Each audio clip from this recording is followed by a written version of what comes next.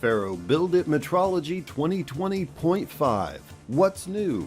Responding to customer demands and developer inspiration, FARO BuildIT Metrology 2020 has made advances in automation and provides other time-saving features. Take a closer look. Basic automation.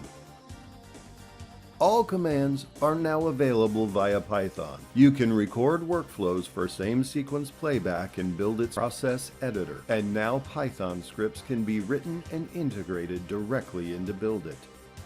Startup automation. You can now define processes that play automatically in BuildIT. A quick, simple setup allows separate automation for starting the program and another when opening a new file. Include variables to be entered at a prompt, like operator name or location, which is then filed as job information. Units input in commands. No longer do you have to convert native units into the system units. BuildIT will do that for you. Enter alternate or mixed units and they'll be instantly transformed into active units. Freeze Nominal in the Object Manager tree. The ability to select a feature in the work view and automatically zoom to the feature in the Object Manager tree is handy. But now you have the option to freeze nominal entities so the tree remains unchanged when selecting features. It can be just as easily unfrozen.